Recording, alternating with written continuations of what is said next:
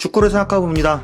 안녕하세요, 김현의 축구이야기입니다. 오늘 나눠볼 이야기는 아스널과 맨시티 경기입니다. 이 경기는 맨시티가 극적으로 이기면서 좋은 분위기를 계속 이어갔던 경기였는데요.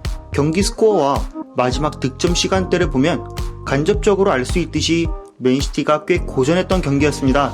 경기 기록을 봤을 땐 맨시티가 경기를 주도한 것처럼 보일 수 있지만 실제로는 아스널이 마갈랑이스가 퇴장당하기 전까지는 분위기를 거의 주도했다 해도 과언이 아닐 정도였습니다. 특히 이 경기에서 나온 경기 기록 중 가장 눈여겨봐야 할 점은 아스널의 차단이 7번 나온 점입니다. 이 기록 외에도 인터셉트 기록도 아스널 선수들이 더 많은 기록을 하고 있는 걸 간접적으로 알 수 있었습니다. 물론 경기 후반 마갈랑이스가 퇴장당하면서 수비적인 모습을 보인 점과 이 기록이 전방 압박을 통해서 나온 기록이라고는 볼 수 없겠지만 아스널이 준비했던 압박 대응과 움직임은 맨시티가 후방 빌드업을 푸는 과정에서 여러 차례 어렵게 만들었습니다. 전술에 대해 짚어보면 아스널은 4-2-3-1 포메이션을 바탕으로 압박을 준비했습니다. 아스널이 이렇게 압박 포메이션을 준비한 이유는 맨시티의 후방 빌드업을 제어하기 위함이었는데요. 최근 아케와 칸셀루를 선발로 내세우면서 두 풀백이 안쪽으로 좁히는 포지셔닝을 가져가면 원볼란트의 부담감을 줄여줄 수 있는 포지셔닝을 보일 수 있는 것이 시티 후방 빌드업의 특징이었습니다. 이렇게 5명이 W자 형태로 위치하면 아스널이 생각한 4-2-3-1 형태에서 3-1 부분이 상대 후방 빌드업 대응을 1대1로 완전히 견제하지 못하더라도 앞쪽에 있는 포워드가 한 면으로 몰고 들어가면서 3명의 2선 미드필더 중 양쪽에 있는 마르티넬리와 사카가 풀백들을 견제해주면서 한쪽으로 다 몰았을 때 3명의 공격진이 모두 1대1 압박 형태를 가져갈 수 있게 만드는 것이 핵심이었습니다. 또 앞쪽에 있었던 실바와 더브라이너도 자카와 파티가 1대1로 압박하고 있기 때문에 수적으로 유리함을 가져가기 어려운 상황이었습니다. 시티의 이런 압박 형태는 레스터 시티와의 커뮤니티 쉴드에서 5명의 후방 빌드업 선수들이 정적인 움직임을 보이면서 1대1로 견제당하고 있으면 경기를 풀기 매우 어려워했기 때문에 펩은 2가지 움직임을 더했습니다.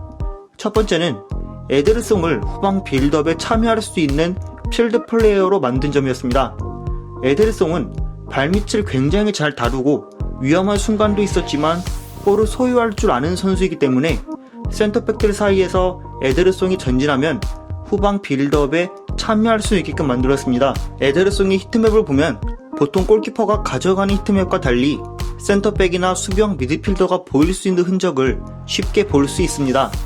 이렇게 골키퍼가 빌드업에 참여하면서 포메이션은 4-2-5로 됐고 앞서 언급한 아스널의 압박 방식으로 후방을 제어하기에는 한 명이 더 생겼기 때문에 수적으로 어려움이 발생했습니다. 또한 라카제트가 지속적으로 2명의 센터백을 상대로 한쪽으로 몰 수 있었지만 이번엔 골키퍼가 들어오면서 3명을 상대로 한쪽으로 몰아야 했기 때문에 체력적으로도 더 큰 부담이 되고 이젠 웨데고르가 전진해줘야 했지요. 두 번째 움직임은 아케를 센터백 라인 쪽에 가깝게 있을 수 있도록 만든 움직임입니다. 아케는 이번 경기에서 칸셀루와 달리 적극적으로 공격에 가담하기보다는 후방에서 낮은 포지셔닝을 보이면서 사카가 위쪽으로 올라오도록 유인하는 역할을 보였습니다. 이런 임무를 가졌던 아케였지만 좌측 스토퍼로서 우측에서 좌측으로 측면이 전환되면 전진도 꼭 필요했지만 이런 점에서는 아케가 꽤 아쉬웠습니다. 다시 이야기를 앞박으로 돌아가면 이때부터 4명의 선수를 견제하기 위해 웨데고르가 전진해야 했기 때문에 아스널은 4-4-2 형태로도 볼 수 있었습니다. 웨데고르가 전진하면 자카도 전진해야 압박의 생명인 간격이 유지될 수 있기 때문에 칸셀루를 대신 견제하거나 마르티넬리가 실바를 견제하는 상황도 쉽게 볼 수 있었습니다. 이런 상황 속에서 더브라이너와 펩은 딱 한 공간을 두고 선수들이 공략할 수 있도록 만들었는데요. 그 공간은 바로 더브라이너가 위치했던 좌측면이었습니다. 웨데고르가 전진하고 사카도 아케를 따라 전진하면 시티의 중원에는 로드리와 베르나르드 실바의 투볼란테 조합이 형성되기 때문에 더브라이너가 넓게 이동하면 파티가 순간 수적으로 혼란스러워지기 때문에 맨시티는 이 좌측면 공간을 잘 활용해 볼 필요가 있었습니다.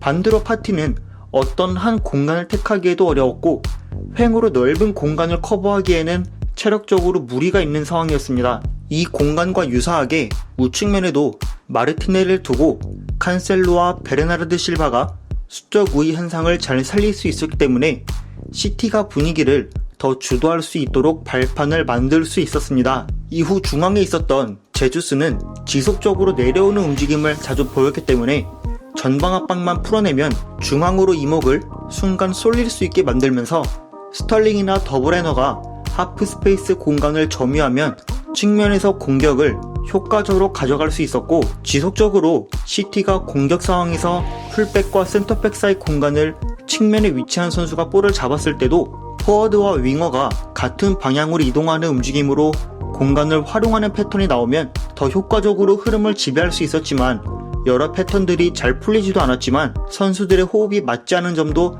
꽤 아쉬웠습니다. 반대로 시티는 수비 포메이션을 4-4-2로 준비했습니다. 아스널과 달리 지역을 기반으로 상대를 마크하는 방식이었기 때문에 아스널의 4-2 후방 빌드업 형태를 1대1로 압박할 수 있게끔 만들었는데요. 외데그로와 라카제트가 내려와서 빌드업을 도와주면 시티의 압박 간격이 더 벌어지면서 측면 공간에서는 아스널이 수적 우위를 가져갈 수 있었고, 측면에서 시티보다 더 직접적으로 파이널 서드 안으로 간단하지만 더 효과적으로 들어갈 수 있었습니다. 결국 이 경기의 흐름을 가져갈 수 있었던 아스널은 압박 방식이나 수적 우위를 발생시킬 수 있는 공간을 얼마나 직접적으로 잘 활용할 수 있는지를 맨시티보다 더 잘 보였던 경기가 됐습니다. 오늘 제가 준비한 분석은 여기까지입니다. 재밌고 유익하게 보셨다면 구독과 좋아요 부탁드립니다. 감사합니다.